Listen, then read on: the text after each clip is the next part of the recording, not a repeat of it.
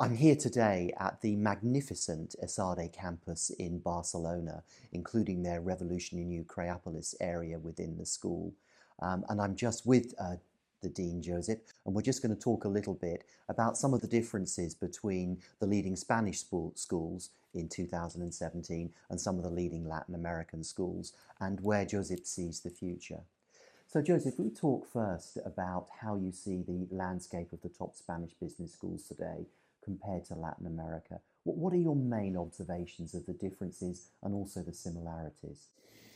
Well, I would say that European business schools in general and Spanish business schools in particular have made a big improvement in the last 10 or 15 years. I mean, if you take, for instance, the Financial Times Global MBA ranking in 2000, there were 80% of US schools and 20% European schools. If you take the same ranking today, you find 40 plus something percent American schools, one third European schools, and 20% Asian schools. And this improvement didn't come overnight. I mean, it was probably in the late 80s, early 90s, when the majority of European schools started to internationalize, started to establish their reputation, to attract international students, to attract international faculty. So this happened like 25, 30 years ago. And as a result of that, the majority of European business schools today are probably at the forefront of internationalization. When I see Latin America, I still see Latin America as more regionally based, attracting probably regional talent, whereas in the majority of European business schools, and in the case of the top Spanish business schools, we are attracting students from all over the world in our MBA. I mean, we have 30% more or less of Latin American students, 30% of students coming from Asia, 25% coming from Europe, 15% coming from North America. So it's really a global profile. So you've got a very high percentage, 30% of your full-time MBA who are from Latin America. Yes, that's correct. What do you think some of around the Latin American schools who are the best in the continent, what might they do? Because they would like to attract some more students, even if it's exchanges, because 95% of Latin American market is part-time MBA market. How might they attract some more Spanish and Portuguese students? Well, in the case of Spain, I guess that Spain has been traditionally seen as the gate to Europe for many Latin American countries and schools, and at the same time, probably that's the entryway. But first of all, you need to focus on quality, and international accreditations are the first step that to enter in that level. But then, of course, you need to establish your brand, and this is done through publications of your key faculty. So you need to have some faculty who are able to produce research and publish this research in top journals. At the same time, you need to be relevant in the corporate world. And here I believe that Latin American business schools have a tremendous opportunity with all the multi-Latinas, you know, the multinationals that are coming from the region. And some of them are expanding abroad. And there are a number of people who are seeing opportunities, career opportunities in Latin America. Actually, we have some students from Europe and from Asia who come to study at our MBA because they also see us as a bridge to Latin America. So I guess there are, in a global world today, there are lots of opportunities, but of course this doesn't come overnight. I mean, it's years and years of investment and years and publication, visiting companies, attracting people, placing your graduates in those companies. At the end of the day, your alumni, your graduates are your best ambassadors. So it takes some time to create this.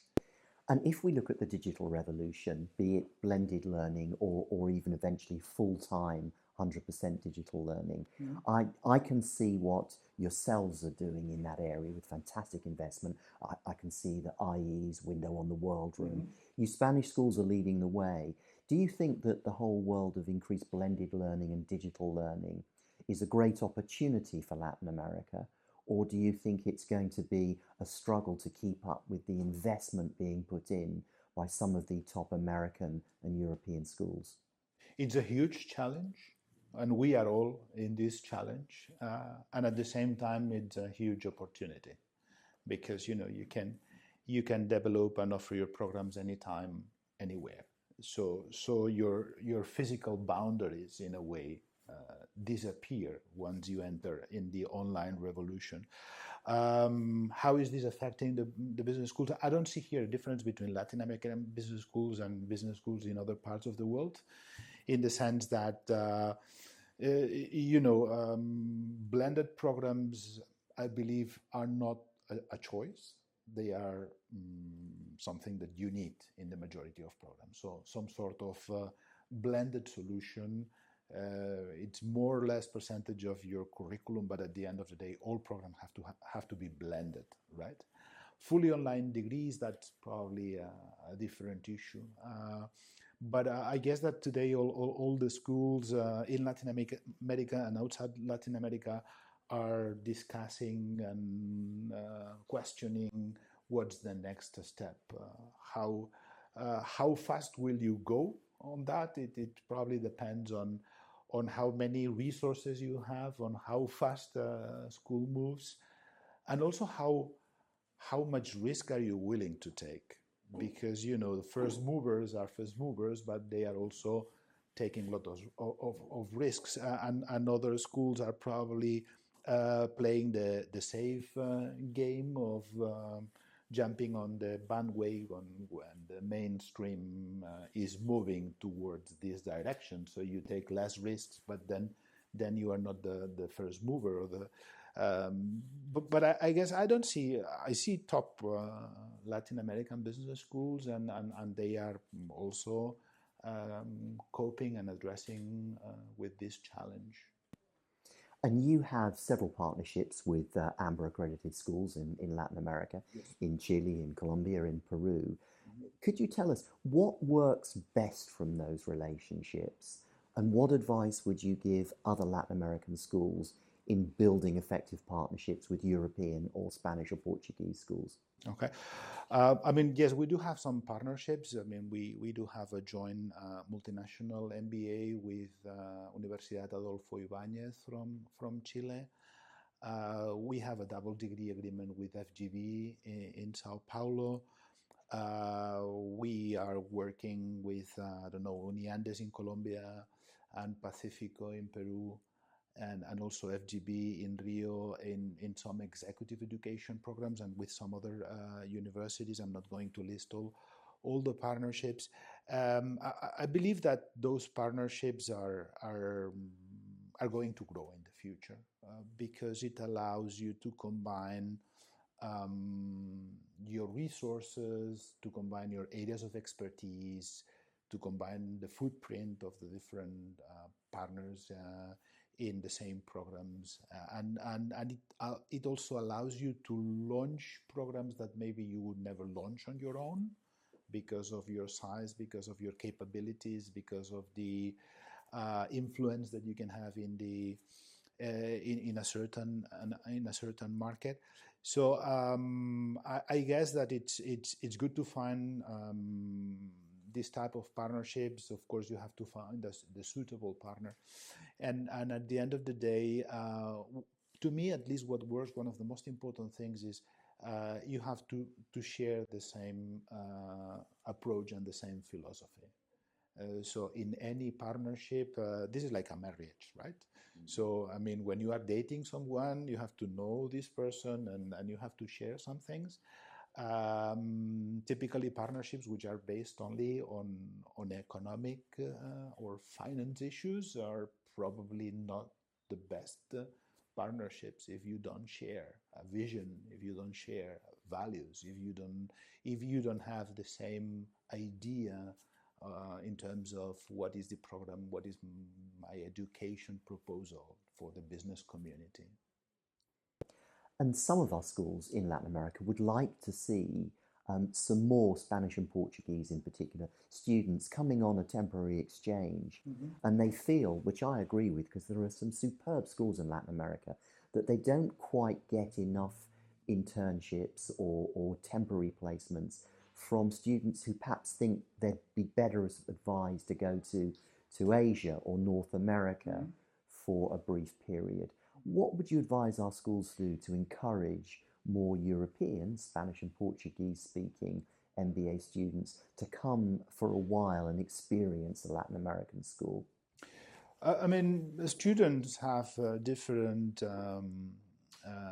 ideas in mind, or they have, let's say, different motivations to go on exchange. And very often I have found this.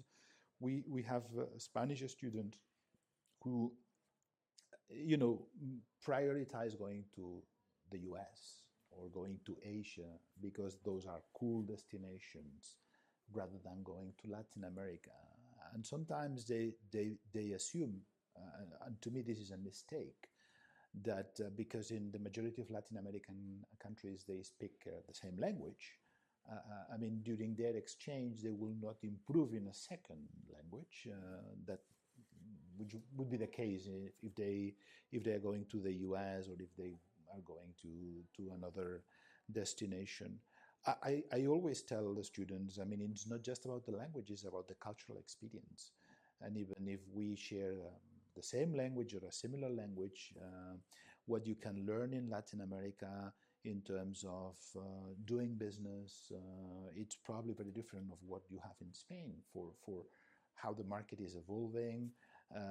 In some countries, you have fast-growing markets where there are lots of opportunities.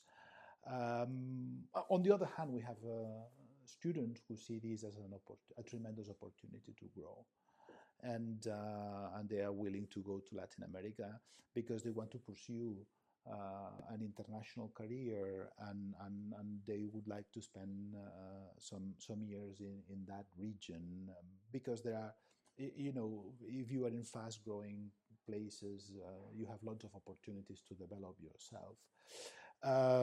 But probably we need to keep on insisting that there are plenty of opportunities, which maybe they fail to identify because they are looking for sometimes the big names of American universities or cool destinations that are attracting them for the place rather than for what they can learn. Joseph, thank you very much indeed. You're welcome. Thank you for coming.